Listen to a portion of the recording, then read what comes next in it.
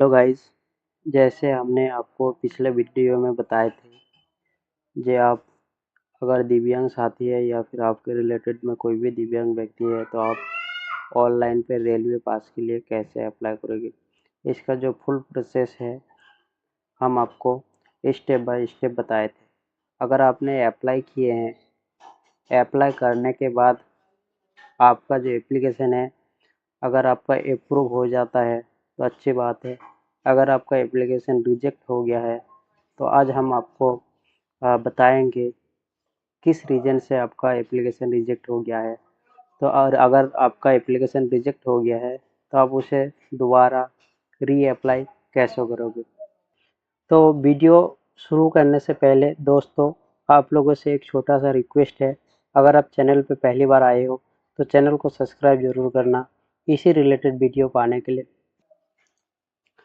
तो आपका जो एप्लीकेशन है उसे रीअप्लाई करने के लिए सबसे पहले आपको आपका जो मोबाइल फ़ोन है या लैपटॉप हो या कंप्यूटर हो, गूगल ब्राउज़र ओपन करके आपको सर्च बार में आपको जाके दिव्यांगजन dot Indian rail dot dot gov dot in लिख के आपको सर्च करना है। अब लिख के जैसे सर्च करोगे आप इस वाले पेज पे आ जाओगे। इस वाले जो पेज का जो लिंक है मैंने डिस्क्रिप्शन में डाल दिए, वहाँ से आप क्लिक करके इस वाले पेज पे डायरेक्ट आ सकते हो। इस वाले पेज पे आने के बाद आपने अप्लाई करने के टाइम पे जो मोबाइल नंबर दिए थे, आपका जो रजिस्टर मोबाइल नंबर है वो मोबाइल नंबर यहाँ पे आपको फिल करना है। मोबाइल नंबर फिल करने के बाद गेट ओटीपी पे क्लिक करना है। गेट ओटीपी पे आप जैसे ही क्लिक करोगे आपका जो रजिस्टर मोबाइल नंबर है उसमें एक ओटीपी आएगा, वो ओटीपी आपको यहाँ पे फिल करना है। नीचे ये जो कैप्चा दिख रहा है ये कैप्चा आपको इंटर करना है। कैप्चा इंटर करने के बाद लॉगिन वाले बटन पे क्लिक करना है। आप जैसे ही लॉगिन वाले बटन पे क्लिक करोगे आपका जो एप्लीकेशन स्टेटस है वो आपको यहाँ पे दिखाई देंगे। पे आपका जो एप्लीकेशन है वो आपको दिखाई देंगे। यहाँ पे आपका जो एप्लीकेशन नंबर है वो आपको दिखाई देंगे। यहाँ पे एप्लीकेशन डेट आपको दिखाई देंगे, जिस डेट को आपने अप्लाई किए थे। यहाँ पे एप्लीकेशन का नाम, mobile number, card using stand यहाँ पे आपको दिखाई देंगे। स्टेटस में आपको अगर आपका एप्लीकेशन एक्सेप्ट हो गया है तो यहाँ पे एक्सेप्ट लिख के आएंगे, अगर रिजेक्ट हो गया तो आपको रिजेक्ट दिखाई देंगे। जैसे मेरा एक सब्सक्राइबर हमें कमेंट किए थे, सर मेरा जो एप्लीकेशन है वो रिजेक्ट हो गया है, किस तरीके से हमें री अप्लाई करना है और किस रीज़न से मेरा एप्लीकेशन रिजेक्ट हो गया है, तो आज हम आपको इस वीडियो में बताने वाले हैं। तो सबसे पहले आपको ये जो एक बॉक्स दिखाई दे रहा है एक्शन वाले कॉलम में, जो बॉक्स दिखाई दे रहा है इस बॉक्स पे आपको क्लिक करना है। ये वाले बॉक्स पे आप जैसे ही क्लिक करोगे आपका जो एप्लीकेशन है वो दोबारा रीओपन हो जाएगा। रीओपन होने के बाद ये जो पर्सनल डिटेल्स है, पर्सनल डिटेल्स पे आपको कोई करेक्शन नहीं करना है, ये जैसे हैं ऐसे ऑटोमेटिक रहेंगे। उसके नीचे आपको कार्ड एप्लीकेंट डिटेल्स पे आपको आपको चेक करना है। जैसे आपका डेट ऑफ बर्थ, आपका कोई मिस्टेक तो नहीं हुआ, तो ये चीज़ आपको बारीकी से देखना है। फादर्स नेम में अगर आपका मिस्टेक है तो आपको आप सुधार कर सकते हो, सही से आपको देखना है। अगर आपका यहाँ पे जैसे डिसेबिलिटी टाइप है, अगर आपका डिसेबिलिटी टाइप अगर परमानेंट है, अगर आपने टेम्पोररी कर दिए हैं तो इस रीज़न से भी आपका एप्लीकेशन रिजेक्ट हो सकते हैं। अगर आपका डिसेबिलिटी टाइप परमानेंट है तो आपको परमानेंट सेलेक्ट करना है। एड्रेस में आपको सही से फिल करना है, पिन कोड आपको सही से डालना है। ये ये जो छोटा सा एक गलती है, छोटा सा गलती के वजह से आपका जो एप्लीकेशन है वो रिजेक्ट हो सकते हैं। आपका स्टेट आपको डाल लेना है, डिस्ट्रिक्ट। उसके बाद नीचे ये जो अपलोड फाइल है, अपलोड फाइल में आपको सबसे ज़्यादा ध्यान देना है।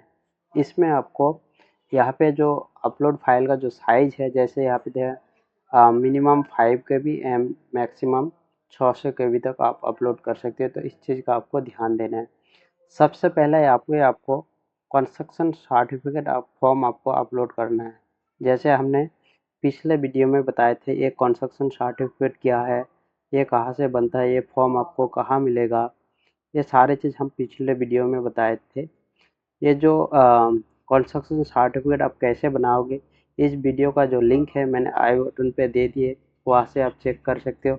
और इसका जो लिंक है मैंने डिस्क्रिप्शन में भी डाल दिए हैं, वहाँ से आप चेक क्लिक करके आप देख सकते हो आपका कंस्ट्रक्शन सर्टिफिकेट कैसे आप बना सकते हो। इस तरीके से आपका कंस्ट्रक्शन सर्टिफिकेट होगा। इस सर्टिफिकेट का जो फॉर्म है, ये फॉर्म आपको कहाँ मिलेगा, तो मैंने पिछले वीडियो में ऑलरेडी बताए हैं ये फॉर्म आपको कैसे मिलेगा। तो आप पिछले वीडियो जाके आप चेक कर सकते हो। तो ये फॉर्म आपको यहाँ पे फिलअप करना है।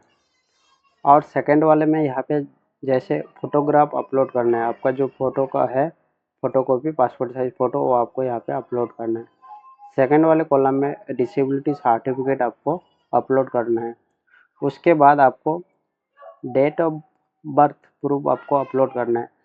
डेट ऑफ बर्थ प्रूफ में आप क्या क्या दे सकते हो, मैं आपको इसका जो लिस्ट है मैं आपको एक बार दिखा रहा हूँ। जैसे आप इसमें क्लिक करोगे, यहाँ पे आपका valid date of birth proof documents आपको दिखाई देंगे। यहाँ पे टोटल 8 डॉक्यूमेंट आप दे सकते हो डेट ऑफ बर्थ प्रूफ के लिए। पहला जैसे बर्थ सर्टिफिकेट आप दे सकते हो, आप स्कूल ट्रांसफ़र सर्टिफिकेट दे सकते हो, पासपोर्ट आप दे सकते हो, Aadhaar card, PAN card, voter ID, date of birth certificate issue आप दे सकते हो। ये सारे चीज़ आप दे सकते हो। इसका जो लिस्ट है मैंने आपको दिखा दिए। यही से आप अपना आपके पास जो डॉक्यूमेंट्स मौजूद है वो आप यहाँ पे अपलोड कर सकते हो। सेकंड पे आता है आपका photo ID proof upload. Photo ID proof में आप क्या देख सकते हो, उसका भी लिस्ट मैं आपको दिखा रहा हूँ। यहाँ पे आपको valid photo ID proof documents में आपको टोटल आप 12 डॉक्यूमेंट्स में कोई सा भी डॉक्यूमेंट्स आप अपलोड कर सकते हो। आधार कार्ड है, पैन कार्ड है, voter ID, driving licence, photo identity card, school certificate, ration card आप दे सकते हो। उसके बाद दो तीसरे नंबर पे होता है एड्रेस प्रूफ अपलोड डॉक्यूमेंट्स। ये 4 डॉक्यूमेंट्स आपको सही से ध्यान से भरना है।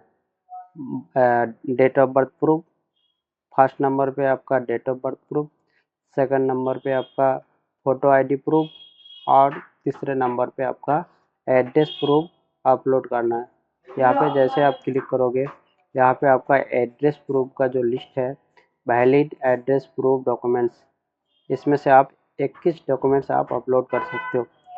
इस लिस्ट पे आपके पास जो डॉक्यूमेंट्स मौजूद है वो आप अपने हिसाब से देख लेना। जैसे वाटर बिल आप दे सकते हो, telephone bill, electric bill, property tax receive आप दे सकते हो, गैस कनेक्शन बिल दे सकते हो आप, Aadhaar card, passport, PAN card, voter ID, driving licence, इसमें से आप कोई सा भी डॉक्यूमेंट्स आप एक दे सकते हो। ये सारे डॉक्यूमेंट्स अपलोड करने के बाद नीचे वाले कॉलम में जैसे details of conjunction certificate issue for government hospital, आपका जो डिस्ट्रिक्ट हॉस्पिटल के तरफ से आपको जो आपका कंजक्शन सर्टिफिकेट रेलवे आपको इशू किया गया है, उस सर्टिफिकेट का आपको पहले किस डेट को आपको इशू हुआ था वो डेट आपको यहाँ पे फिल करना है। ये जो रेलवे कंजक्शन कार्ड का जो इशू डेट है, ये आपको इस वाले सर्टिफिकेट में मिल जाएगा। सेकंड वाले कॉलम में रेलवे कंजक्शन कार्ड इशू, किस डिस्ट्रिक्ट से आपका कार्ड इशू किया गया है रेलवे कंजक्शन कार्ड, वो डिस्ट्रिक्ट आपको सेलेक्ट कर लेना है। यहाँ पे आपके रेलवे कंजक्शन सिटी से आपका ये कार्ड इशू किया गया है वो आपको यहाँ पे इंटर करना है। उसके बाद railway conjunction card issue hospital, इस वाले कॉलम में railway conjunction card issue hospital name, किस हॉस्पिटल से आपको रेलवे कंजक्शन कार्ड दिया गया है उस हॉस्पिटल का नाम आपको यहाँ पे लिखना है। आपका जो रेलवे कंजक्शन सर्टिफिकेट है उस सर्टिफिकेट के ऊपर ही लिखा रहता है हॉस्पिटल का नाम। उसके बाद डॉक्टर नेम, कंजक्शन सर्टिफिकेट में आपको डॉक्टर नाम मिल जाएंगे। जैसे आप इस वाले बॉक्स पे क्लिक करोगे, यहाँ पे लिखा है डॉक्टर नाम। इस वाले जगह पे आपको आपका जो कंजक्शन सर्टिफिकेट है इस वाले जगह पे आपको डॉक्टर का नाम देखने को मिलेंगे। उसके बाद डॉक्टर रजिस्ट्रेशन नंबर आपको यहाँ पे इंटर करना है। ये डॉक्टर का जो रजिस्ट्रेशन नंबर है आपको यहाँ पे मिल जाएंगे, जहाँ पे आपको डॉक्टर के नाम के जस्ट नीचे आपको डॉक्टर का रजिस्ट्रेशन नंबर आपको देखने को मिलेंगे। कॉलम पे आपको डिसेबिलिटी सर्टिफिकेट का लास्ट 9 डिजिट आपको इंटर करना है। आपको इस चीज़ का ध्यान देना है, आपका जो दिव्यांग सर्टिफिकेट है, सर्टिफिकेट का लास्ट 9 डिजिट आपको यहाँ पे इंटर करना है। अगर आप पहले वाले 9 डिजिट इंटर कर दोगे तो आपका जो एप्लीकेशन है वो रिजेक्ट हो जाएगा। तो आपको इस चीज़ का ध्यान देना है, आपका जो दिव्यांग सर्टिफिकेट है, दिव्यांग सर्टिफिकेट का लास्ट का 9 डिजिट आपको इंटर करना है। उसके बाद आप इसे सेव कर सकते हो। सेव करके आप, अगर आपको अभी इसको सबमिट नहीं करना है, अगर आपको बाद में सबमिट करना है, तो आप सेव ड्राफ्ट में क्लिक करोगे तो आपका जो एप्लीकेशन है वो सेव हो जाएगा। अब थोड़ी देर बाद भी इसे दोबारा सबमिट कर सकते हो। अगर आपको सारे चीज़ ठीक ठाक है तो आप इसे सेव एंड सबमिट कर सकते हो। दोस्तों, ये फॉर्म फिलअप करने के बाद आपको सबसे ज़्यादा जिस चीज़ के ऊपर ध्यान देना है, सबसे पहले आपको कार्ड एप्लीकेशन डिटेल्स पे आपको आपका जो डिसेबिलिटी सर्टिफिकेट है, सर्टिफिकेट का जो टाइप होता है, एक होता है टेम्पोररी, एक होता है परमानेंट। इस चीज़ पे आपको ज़्यादा ध्यान देना है। अगर आपका टेम्पोररी है तो आपको टेम्पोररी सेलेक्ट करना है, अगर परमानेंट है तो परमानेंट ही सिलेक्ट करना है। अगर आपका टेम्पोररी है, अगर आप परमानेंट सेलेक्ट कर दोगे तो इस रीजन से आपका एप्लीकेशन रिजेक्ट हो सकते हैं, तो इस चीज़ को आपको ध्यान देना है। उसके बाद आपको ये जो डॉक्यूमेंट्स आप अपलोड करोगे, ये 6 डॉक्यूमेंट्स पे आपको ध्यान देना है। उसके बाद नीचे आपको ये जो आप कंजक्शन सर्टिफिकेट का जो डिटेल्स आप फिल करोगे, तो ये सारे डिटेल्स आपको सही से बारीकी से भरना है। जो सही है वही आपको डालना है, गलत आपको नहीं डालना है।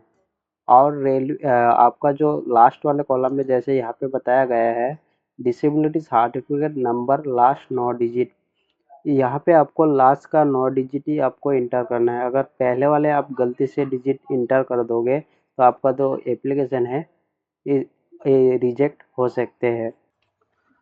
तो दोस्तों, अगर इस वीडियो में हम आपको आपका जो एप्लीकेशन है किस तरीके से आप रीअप्लाई करोगे, आपका किस रीज़न से आपका एप्लीकेशन रिजेक्ट हो सकते हैं, अगर इसमें से अगर आपको कुछ डाउट है, आप कमेंट सेक्शन में जाके ज़रूर कमेंट कर सकते हो, इसका रिप्लाई आपको मिल जाएगा।